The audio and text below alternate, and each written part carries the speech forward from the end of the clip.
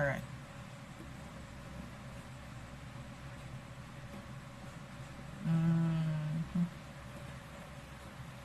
Text.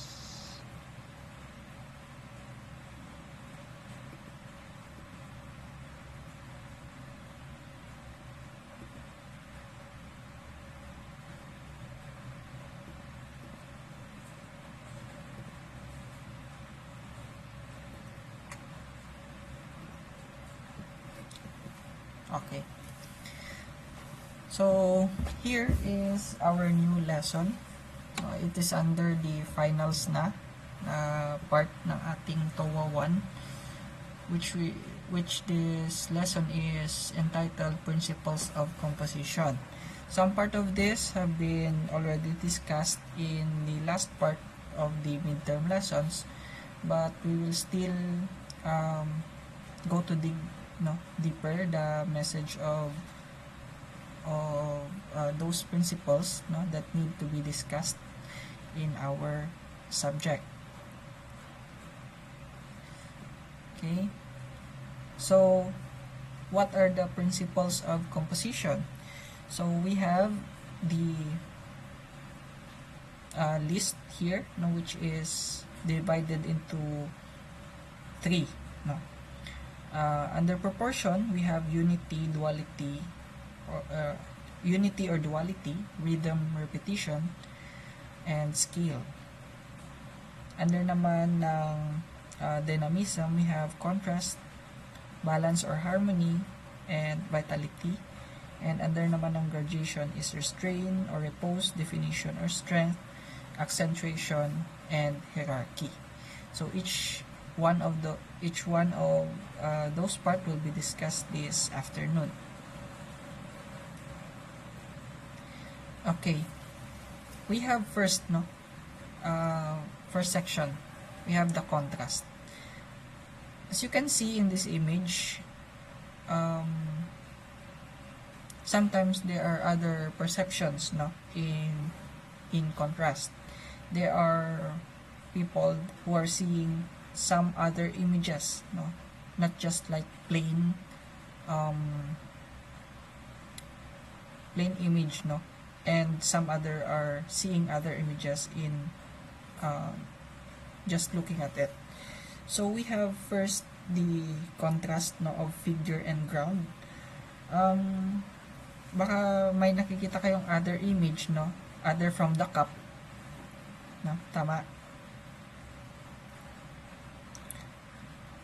So sometimes they see other two faces, which is we can see here in this part. Okay, the two images of a person. Sometimes it became a nagiging optical illusion, but this time yung pag-aaralan lang natin is on the contrast is the background, and the contrast of it is the figure, which is the cup.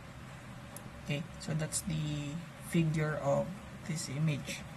And we also have the yin-yang symbol, which separates the two contrast, 1 and 2,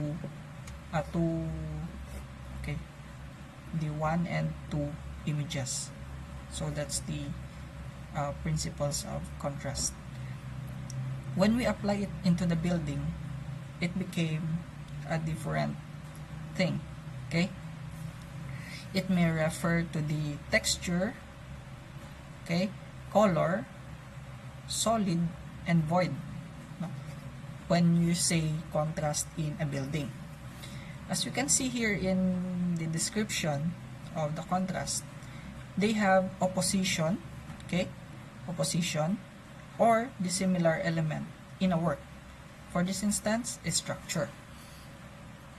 It intensify each element's properties and produce more dynamic expression. So the interdependency of the element is achieved by the tension of opposite characters, which is consist yan ng visual, variety, excitement, and interest. Ano yun? Ito yung sinasabi nito kanina. Okay? Na mga contrast. It may contrast in texture, it may contrast in color, it may contrast on solid and void. So the building has two adjacent parts, no? But with different from one another. It could be different materials, colors, no? Materials kasi refers also to the texture, no, visual texture. Colors also refers to the visual color. And light and shade, shadows, masses, shadow of masses also create contrast. So even the scale or the streetscape adjacent to an old and modern building create interesting contrast, no? Old and modern. Okay, so that's different composition, no, of a area kasi itong pinag-usapan is streetscape. Okay, so how to highlight, no, or what is the purpose of contrast in a design? So yan ay yung mga manipulation na natin yan, no, when we apply it into the design. Firstly is to avoid monotony. Ano ba yung monotony? Yung tipong one shape, one size, one color, no? So it is to avoid monotony, create a diversified effect, no? There's a visual play also, give emphasis and thus hold attention kasi syempre if you see, no, a different size in a series of similar size, it will create a visual emphasis. Also the position, no, there's a contrast in position where you can see one element has been displaced.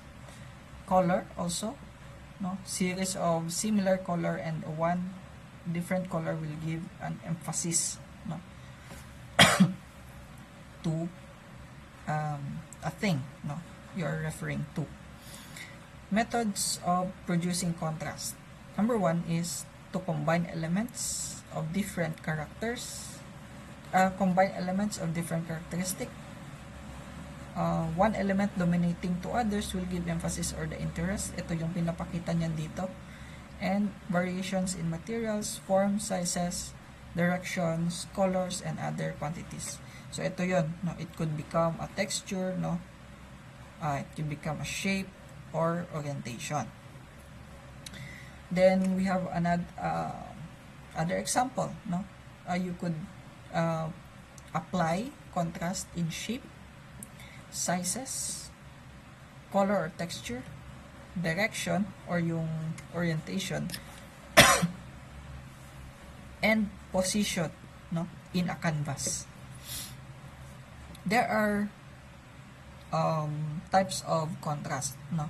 Number one is contrast to mass, no. When we refer to mass, it basically informs or it basically applies to form, proportion, direction, size, height, solid and void. While when we apply naman it on the surface, it refers to the shape, texture of material, tone, color, and area. Okay, so that is some application of contrast in the design. Application in the real world. So here are some examples of application of contrast in the works, no, of different famous architects. Number one is we have the Museum of Modern Art in San Francisco. The architect is Mario Boto.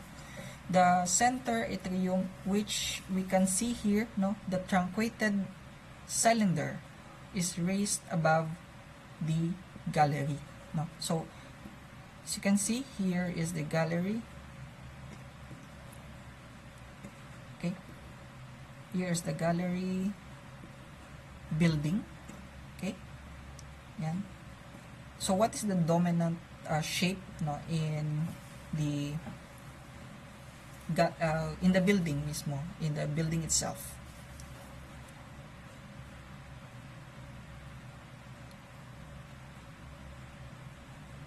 What's the dominant shape?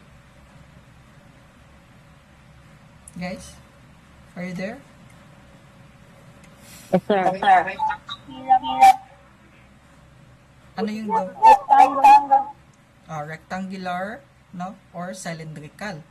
So, in order to put emphasis, no, into the shape, the architect put up a cylinder, no, or a truncated cylinder at the top of the building so that there's an emphasis, no, of the part.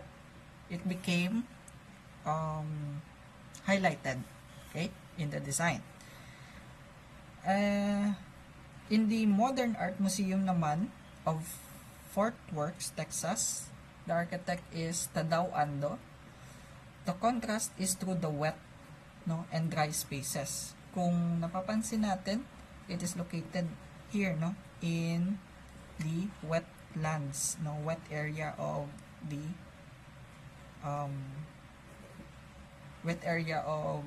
Texas, while having its contrast, positive and negative spaces. Why is it? So, kung nakikita ninyo, you have the negative spaces or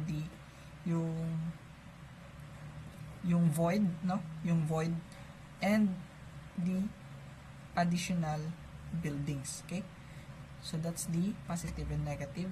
Contrast in material, glass and concrete cantilever slabs. No? So, you can see the different materials, no, were really contrasting, okay? So mostly kung nakakita tayo ng glass, it's basically a lightweight, no? Lightweight siya, tingnan, as you can see in visual mass, no? Lightweight tingnan si glass, while concrete naman on the other hand, no, is heavy siya tingnan, okay? And it's more darker. So that's how you analyze the structure. Next we have the Shanghai Howard Johnson Plaza Hotel Square. While contrast is achieved to contrasting form, the basic rectangular at the top, okay, and circle mass has been combined as single composition which together acts as unified composition. Okay? So, nandyan, meron siyang, kung nakikita natin sana, no, sa loob, meron niyang rectangular, no, na building sa loob. And then, there's a, circular, no, na part where it creates a contrast in the composition. While in the Indian Institute of Management naman, is the massing were solid and void well balanced in the facade.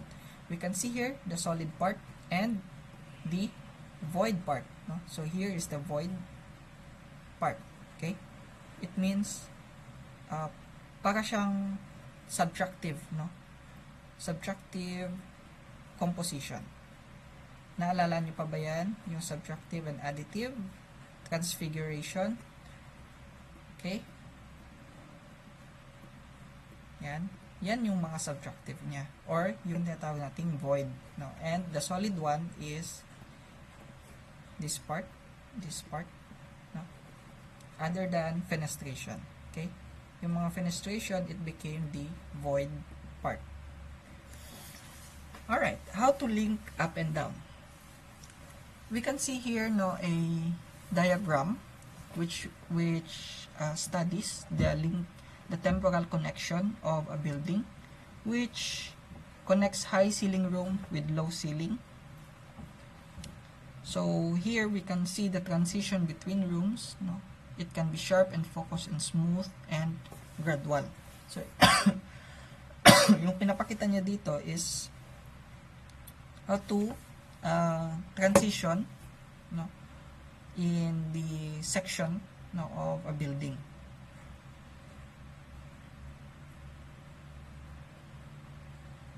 Next, we also have to apply, no, similarity and contrast. As for the color, we could see or we could apply it in light and dark mode. So clear foreground and background separates the lead of contrast between elements. So obviously, kung nakikita natin, it creates a contrast pag pinagsama natin si light and dark.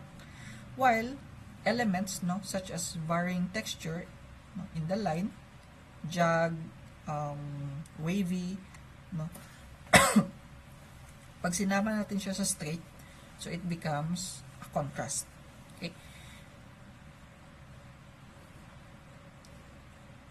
So another view of contrasting colors, which applies in the interior decoration or interior design of a building. So, ano yung nakikita natin? How it became a contrasting design.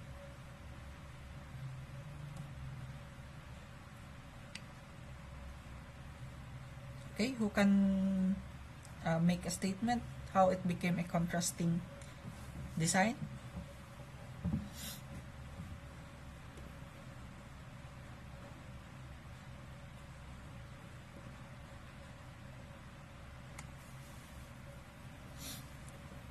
Guys, sinong pwedeng magbigay na kanyang opinion?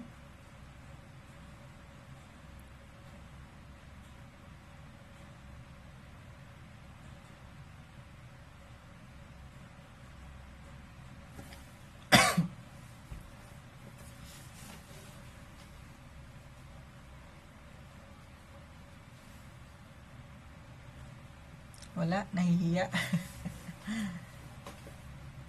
Sige, later, baka busy pa yung iba. So we have here a view which we can see that there are contrasting in colors. So kung nakikita natin in the background, meron tayong white walls. So that is our background, yung plain white walls. Then obviously naman, there are contrasting colors like blue and red, which gives the highlights of the furnitures in the view. As I mentioned earlier it can be applied either in texture, colors, shapes,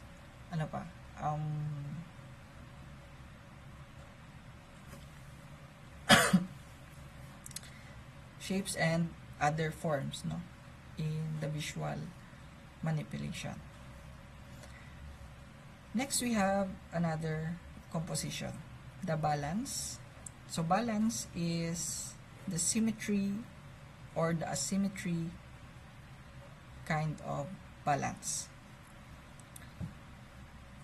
Balance creates a state of equilibrium, balance in the visual forces. Visual forces means how we perceive things, diba?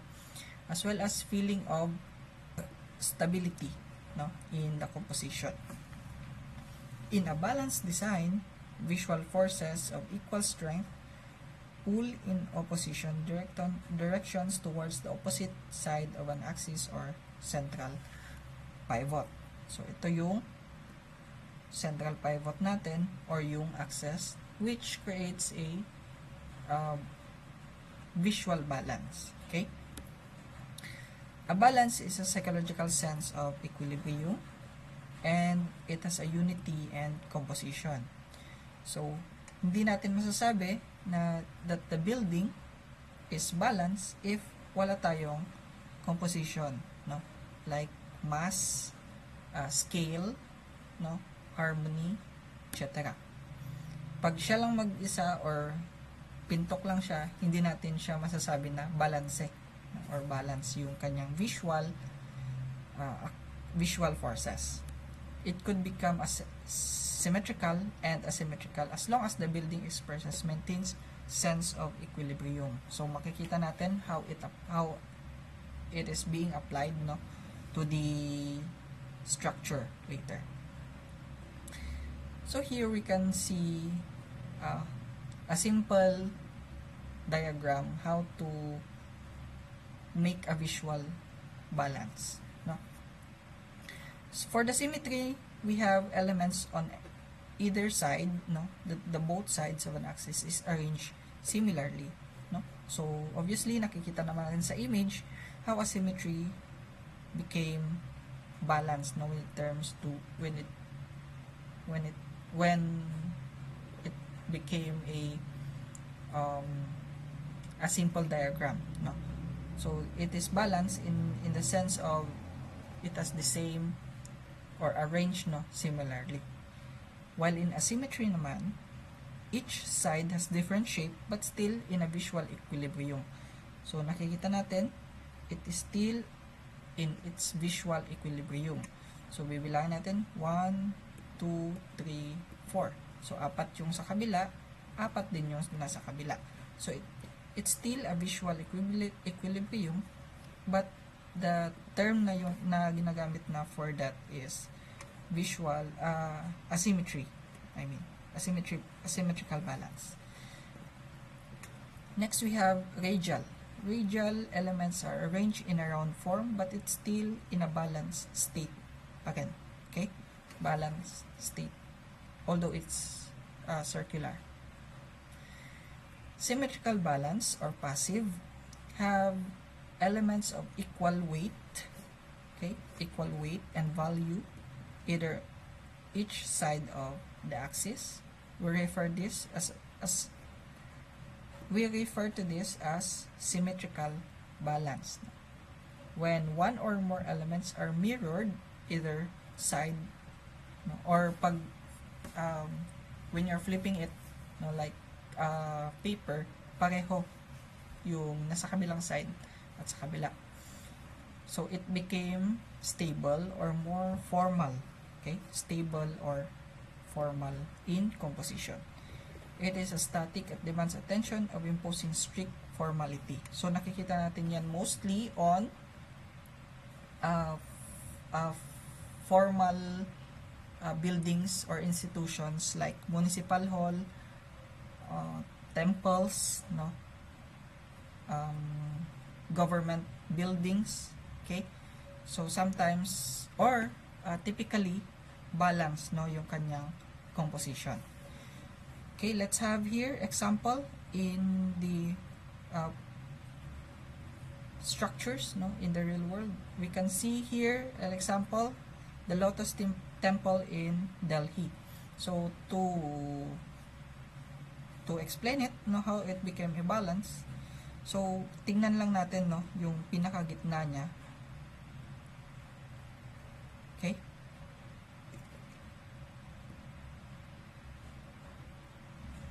then analyze ninyo.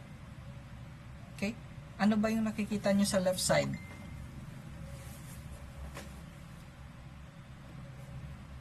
So yung kanyang composition, no, shape composition.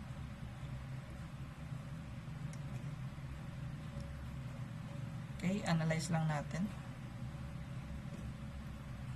Kailangan kahit hindi siya 100% na natitrace. Yan. Alright. So, yung natrace natin sa left side, nakikita din ba natin siya sa left side, sa right side? Yes, sir. Yes, sir. Okay. So, therefore, we can say that the design is balance. Okay. Is it symmetrical or asymmetrical? Symmetrical. Yes. Thank you. So, how about the Taj Mahal? So, paano naman natin yan titignan? So, ganun din, no? Alright. Okay. So, kung ano yung nakikita natin dito sa left side, it should be also reflected on the right side to make it balance. Okay? Yan. Okay. So, ganyan tayo tumingin and mag-visualize ng isang symmetrical na building. Right? So, next we have asymmetrical naman. Okay? Ito medyo, medyo tricky, no? So, a symmetrical balance is both sides with a central axis are not identical, no? Paano siya naging balance pero not identical yung kanyang itsura? Yet, it appear to have a same visual weight. Yun yung tinitingnan natin, yung kanyang visual weight. So, a balance between a number of items is smaller than the one side and larger on the other side. A symmetrical balance is more dynamic than symmetric balance. Okay? So, how do we say that the building has a balance, no? But in a symmetrical form. So here we have example, no? The Vena Venturi house here at the bottom. Makikita natin that the windows, no, are different on the left side and the right side. But why is it become asymmetrical? So, kung titingnan natin, no, sa shape, no, this is my own analyzation, no. So, pag titingnan natin siya, okay, gitnaan muna natin. Okay, ayan. Di kasi kita kasi green din yung building eh. Yan. Okay. So, bilangin nyo to. 1, 2, 3, 4, 5. 5 magkakasunod na window. Pero dito naman, although hindi siya makakasunod, pero ilan yung windows natin? 1, 2, 3, 4, 5. Balance pa din. Pero, asymmetrical lang, nga lang. Okay? Kasi kung titingnan naman natin sa building itself, no? Pareho yan eh. Okay? May maliit lang na chimney dun sa taas, no? So far, parang ganyan din yung kanyang itsura on the right side. Next naman is we have the beach hotel, no? The Jumeirah Beach Hotel Dubai in Dubai, which is built in 2007. Okay? So, eto ang visual composition niya. So, ganyan lang, no? So, if you can see, magkaiba yung left side dun sa right side. So, itong area na to is parang naka-depress, no? When we see it in this angle, naka-depress. Na dapat is meron siyang paganyan, di ba? Para mas balance siya tignan. But this is still a balance, no, na composition, but in the asymmetrical nga lang. Okay?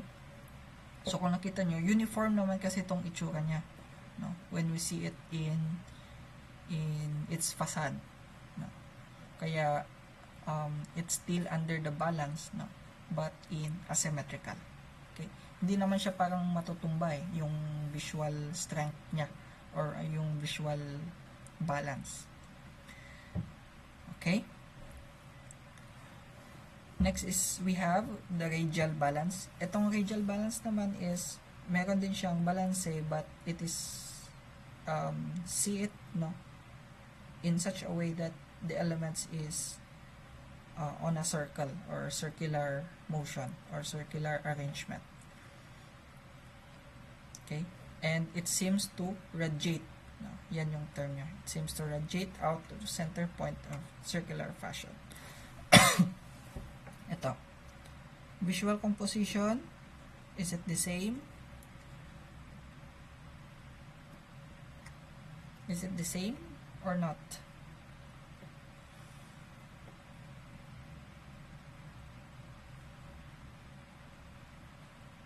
The same ba? Guys, are you there? Alright. Ano po yun? The same ba yung kanyang visual balance as it became a radial composition?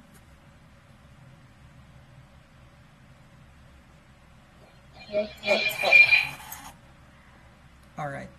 Thank you. Next example, no, the Bramantes Tempiato, the in Saint Peter, no, Florence, Italy.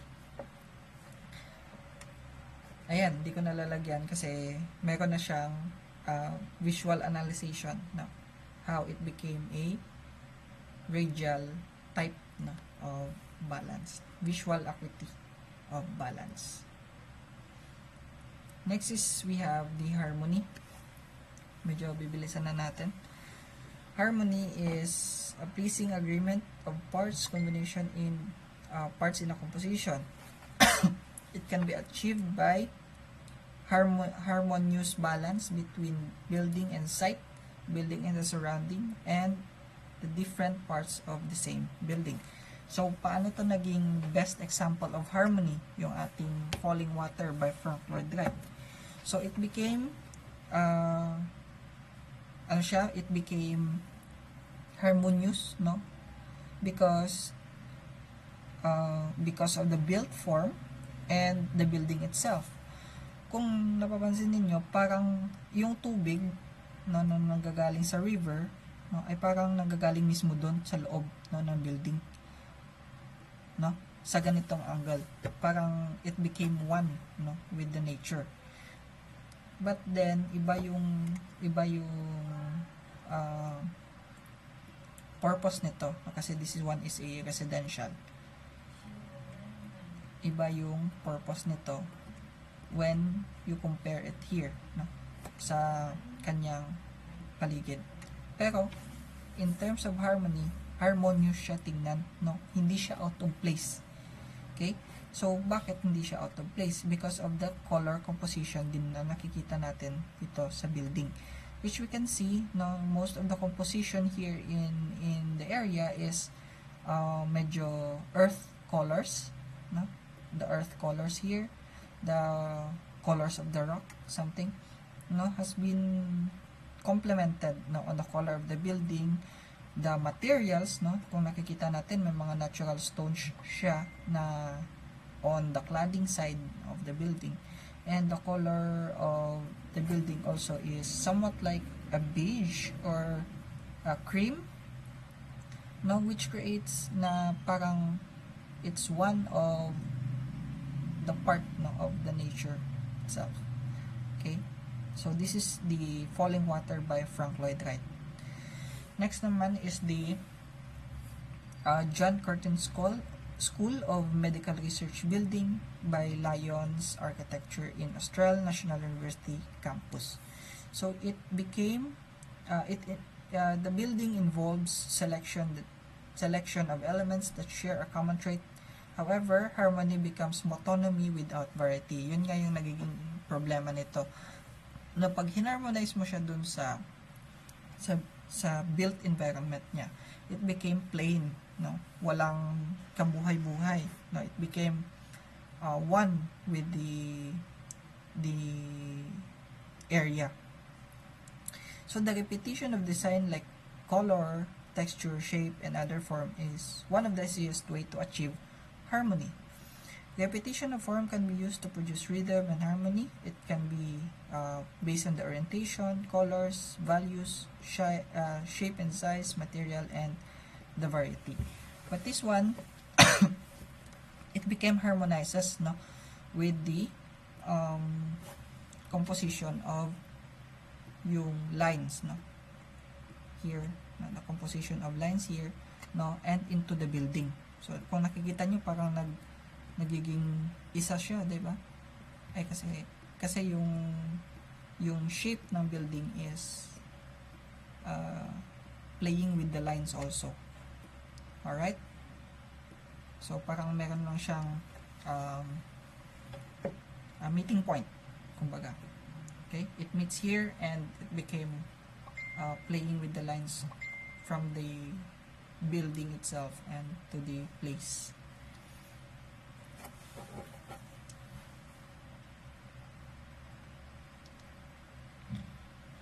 Then we have another example, no, the Parthenon in Greece.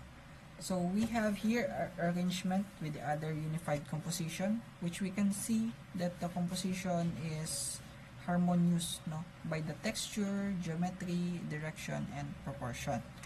So if you analyze this one, there's the harmony, no, in the design, which is composed by the series of columns, no? And pati dun sa loob may column din yan. But in the visual, the first thing you can see is harmonizes siya, no, through the composition of columns. Alright? Ganun din yung lotus temple. The repetition of design like color, texture, the shape became harmonious, no, with its the whole thing. So parang balance din siya. Balance din to in terms of balance composition and also harmonious din, no, at the same time. Vitality, it refers to life or life force, and it signifies liveliness in the building. It is obtained by proportions of solid and void, okay, accentuated by cantilevers, curves, slope, color, facade, and treatment. It's the play of those elements, no, into one building. So it expresses life, bold, and dynamism, can achieved by contrast. Contrast can be in the form of color, tone, texture, direction, proportion, solid, and void. But too many contrasting element, too much of contrast will impair harmony. Okay? Pag masyadong marami yung different kinds of composition, mawawala na yung harmony ng isang design and tend to produce a multiplicity of equal interest. So, wala nang unity dun sa design, wala nang, kumbaga, walang iisang character, no, ang isang building pag masyadong marami yung elements, no, in one. Example niyan, ba? Here, no? Example here is the dancing building in Prague. Okay? Tandaan nyo yung mga name ng mga building at yung architect. The dancing building in Prague, it gives a sense of dynamism and vitality. The curvilinear forms and irregular placed of windows create a visual interest, no? So kung titingnan natin, no, yung original form niyan, no, kasi isang building lang kasi ito eh. Yung original form niyan is, or yung the main composition niyan is yung building na ito, which we can see that it is a plain building, no, which resembles a rectangular shape, no, as well as yung composition ng kanyang mga windows. But the architect decided, no, to make a play, no, in the composition of the dancing house in Prague, no, which you can see here, no, that there's a visual variety, no, in the composition.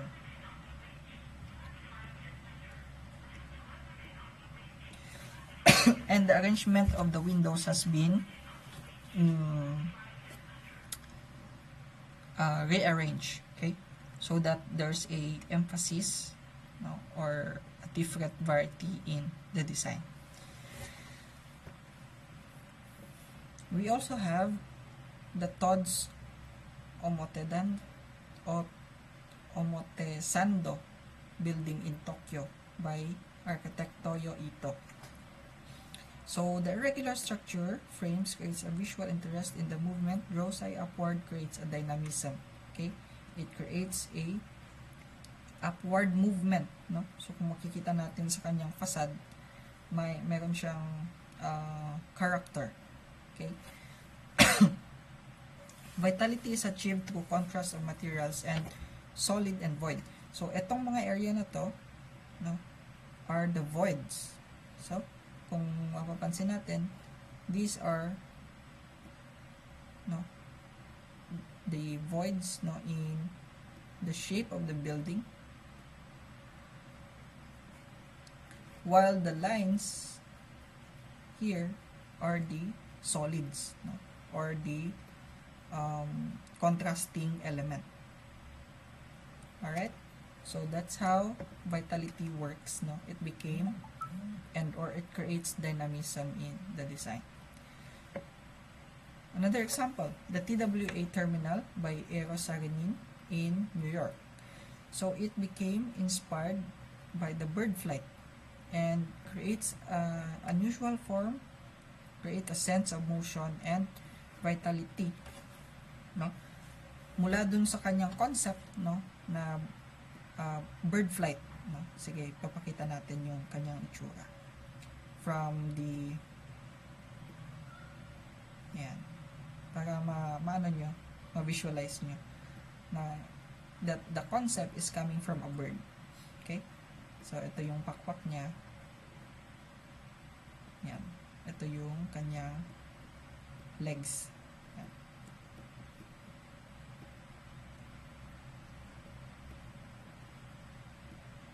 Okay? Nakikita nyo ba yung concept niya? Yan. Yan. So, okay na ba? Visualize na natin yung kanyang gustong ipahiwatig. So, parang ganyan yung kanyang yan, bird flight. Before the bird is going to fly. Yan, bird flight. And then, the other composition niya naman is repetition. So, makikita natin dito sa other side of the building. So, ayan, para ma-develop natin yung sense of, sense of analyzation in the building. Alright. Next is repose. It refers to rest, tranquility, and quietness. So, mostly yan ginagamit natin sa mga buildings that needs a tranquility, or yung like temples, churches, etc. It has opposite siya ng vitality, creating a sense of pleasant and peacefulness. It can be achieved through the form, shape, material, and color. Carefully introduced landscape and water body can exemplify repose. Material honesty and structural integrity exemplify the repose and restraint.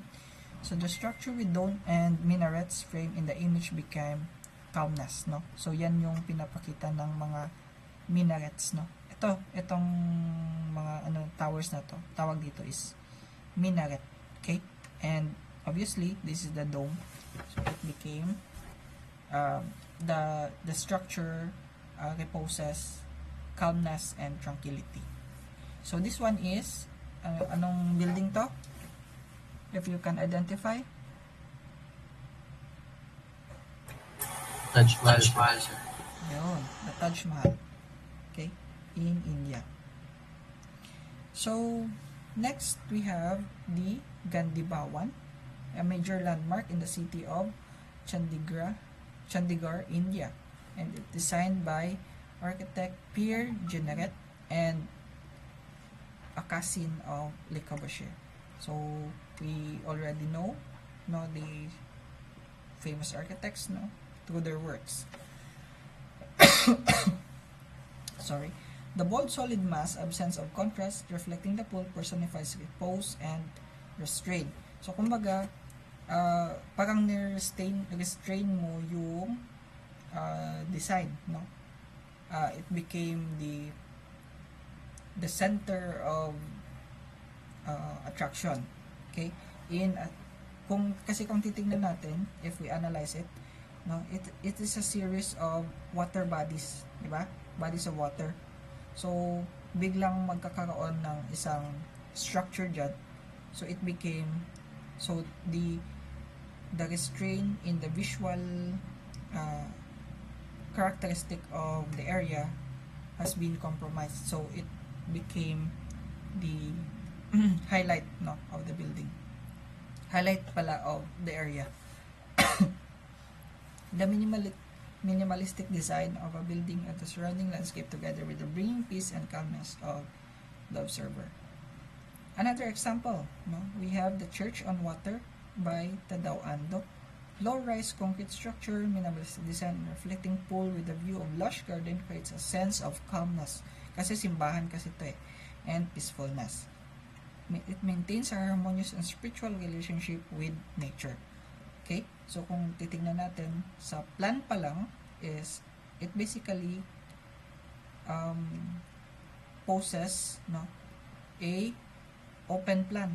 Okay? Open plan, but still the visual connection, no, with the nature and the difference in the physical environment has been applied also, no. So that is Church and Water, no, by Tadao Ando. Next we have restrain. Restrain means measure of condition that keeps something under control. Okay, ito yung kanyang keyword, no, under control. And it brings simplicity, elegance in the design. Restraint characterized by minimalistic, concentrated in the functionality, and solves the problem in the simplest way possible. It is an architecture based on material honesty and structural integrity. Example of that is the Farnsworth by architect Ludwig Mies van der Rohe, which is also the one that is has a famous dictum, no, na less is more, and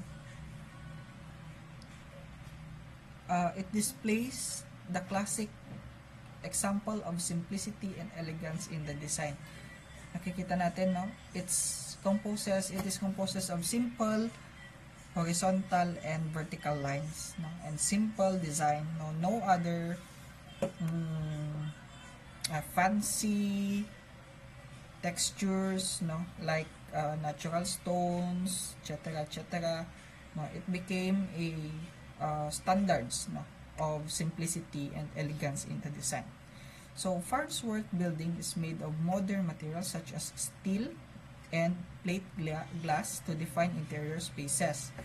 So it became it has a minimal framework of structural order, balance against the implied freedom of free-flowing open space called the skin and bones, no, in architecture. Ito yung kanyang skeletal composition, no. Pag sa tao, yan yung skin and bones, no.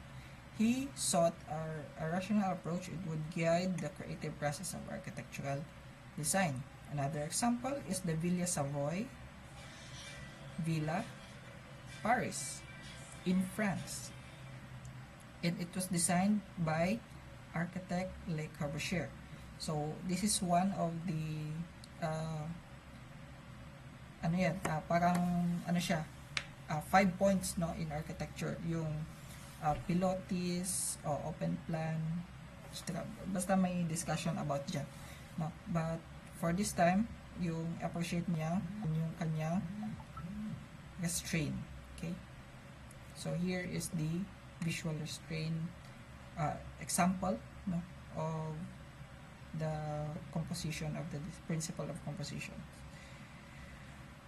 Another example, Toyota Municipal Museum of Art by Yoshio Taniguchi. It brings restraint and repose as its facade is a frosted glass shimmery reflection. Kung nakikita natin, its reflection here in the water. Okay. Yan.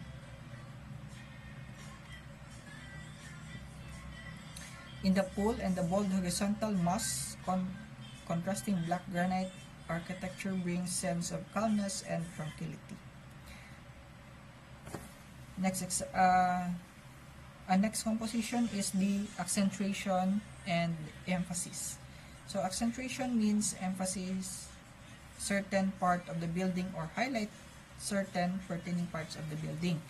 So it creates a visual interest and focus in the composition, which has achieved by contrast, massing, ornamentation, color, and positioning. So here is the example of that, which we can see the break of visual hierarchy using forms to lay emphasis. So kung nakita nyo is a series of circles, no? How to make an emphasis, make a square, make a triangle, make a spiky one. It makes that element stand out, no, to the area, to the design. Okay? That's the highlight, no? As for the shape, yan, no? Shape yung pinapakita niyan. This one naman is for the color. So kung puro black, try nyo maglagay ng isang yellow. Okay? So it became highlight, no, or become the emphasis, no, of the whole image, and the size, no. So if the whole area is composed of bigger structure, you make a small structure and it became the emphasis, no, of the whole area. If the composition in the area is smaller, make a big one, so it became the emphasis of the area or the view, no, from the viewpoint of your users. Okay, here's an example. The Jama Masjid in Delhi. Entrance gate is emphasized and actuated by position, placing at the center. Okay, this is how to emphasize the gate, which is here. So ano yung ginawa niya? Position, placing at the center. Number 2, arc opening is prominent size compared to the rest of the building. So there's an opening here, no, which is an arc. And the contrast. The arc opening is negative space within the solid mass. Okay? Naka-depress or hindi siya additive, no? Naka-subtractive transfiguration siya dun sa likod, no? Papuntang likod. So there's a contrast, no, in visual contrast. We have another example here that is no context, so we will probably skip that one. Next is the strength. It is the expression of durability, stability in the design. So building visually looks strong and stable. Strength can be achieved by the use of material like stone, rough textured finish, massing, wide base and narrow tone, pyramid or rectangle, by shape and structure, element, position. How to achieve that? We have here the New Delhi Rashtrapi Bhavan, which expresses strength by size. Okay, kung nakikita nyo sa isang big parcel of land, may isang big structure there that expresses its size, magnitude of the structure, and robustness. Kung nakikita natin, pure bricks yung ginamit kasi it signifies strength, no? Roughness usually signifies strength, no? Visually representation. Okay, and the strength is also expressed by the use of material, red stone, no, and rough text finish. Okay, yan yung parang ano nila to eh, parang government building, no, government building nila. Okay, the famous White House naman, no, in US, Washington. So isa din to sa mga structure that imposes strength, no, by the size and magnitude of the structure, and it expresses robustness in its expression. So kung nakikita ninyo, it also imposes a symmetrical balance, no? Sorry. Alright, so it became also a structure that has a balanced composition, no? Usually makikita natin yan sa mga government buildings. And the definition of the outer line form, definition, no, another composition, no, principle of composition is it defines an outer line or the form of any components of the building or any part of the building. Example of that is defining the arch of the window opening, defining various floor in the tall building. Example then is the expression of tall buildings in the works of Louis Sullivan. As we can see here, no, in the example, the definition of windows, no, has been eminent on the Wainwright building. So paano natin i-analyze? The base part, okay, the base part, shaft, and the top floors are clearly defined by giving different surface treatment. So nakikita nyo ba yung base here? No? Okay, so yan. Argued each floor has different purpose, therefore should be treated differently. Okay, so this is different usage, no, number 1, and this is different usage for number 2. So kung nakikita ninyo, iba yung visual composition niya on the base when you compare it on the upper floors. Alright, so the edge of the building is defined by wide heavy vertical column, and the top floor is treated as capital wide overhang. These are the techniques how to define parts of your building. Okay, so defining the openings, we can see that there's an emphasis on the windows, through arch, curved windows. Okay, defining entrance, big columns, as you can see here in the image, to define the entrance, and it differs from the different parts of the building. Defining edges, no? If we have a simple edge, we can see that it should be like this. Okay, but you're defining your edges, it becomes a different design, now where you can see it has two different edges na in the current design. Okay,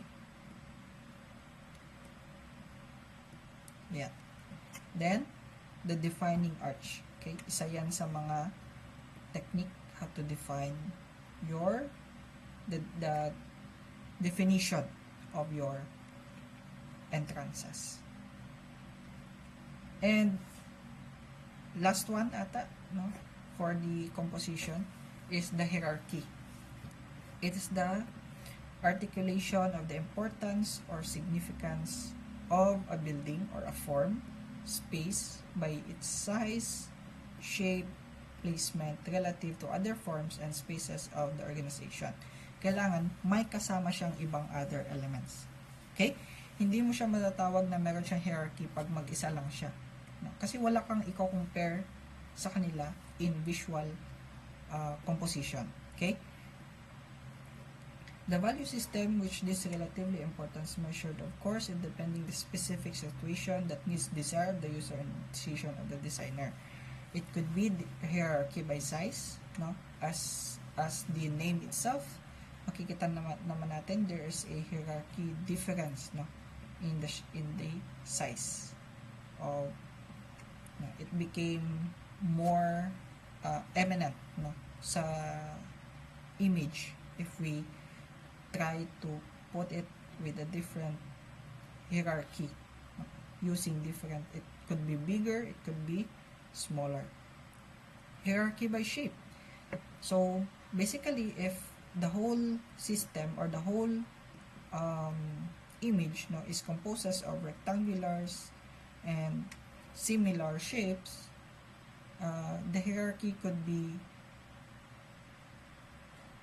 modified, no, through adding other shapes like circles and triangles, or triangles and other kinds of shape, no? Pwedeng diamonds, etc. Hierarchy of placement. So ito naman, you make a other parts, no, of the composition, no, that is being placed, no, to call attention from the others. So it could be termination of linear sequence, no, or axial organization, and centerpiece, no, for a symmetrical organization. Then the focus of the centralized and radial organization being offset above, below, and the foreground of a composition. Example for that is the San Francisco Museum of Modern Art by architect Mario Botta, and the hierarchy is created by sequential arrangement of shape, color, pattern, composition of the central atrium. So isa to sa analyze na natin kanina, no, that there's a hierarchy, no, in this image. Okay, so kung nakikita niyo, iba ang shape nito sa baba is mostly rectangular shape. Then biglang magkakaroon ng cylindrical, no, truncated cylinder sa image. It became a symbol of hierarchy.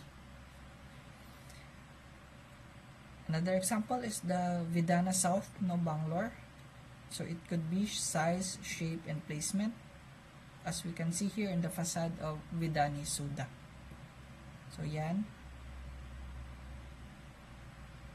Then other parts have been visually lowered, no, para mas kita yung entrance niya, and some parts, no, have also the same but not as tall as this one.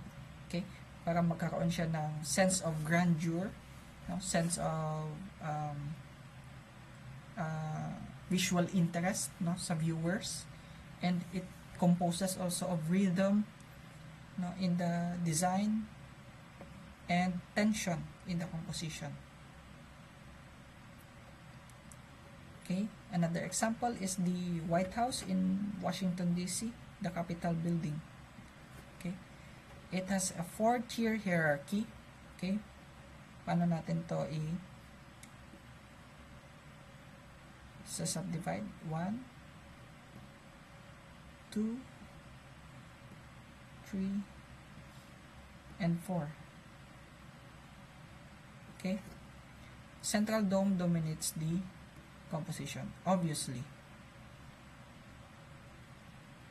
Then lastly, the Legislative Assembly building, the Capitol complex of Punjab, India, by architect Le Corbusier. To analyze it, ito naman yung kanyang hierarchy. So kung nakikita nyo, it's basically composes of rectangular shapes, no? Then biglang maglalagay ng truncated cylinder. Alright, so that's the end of this discussion. No, I hope na you get something new, no, today, and please ready for an exam. Okay, thank you very much.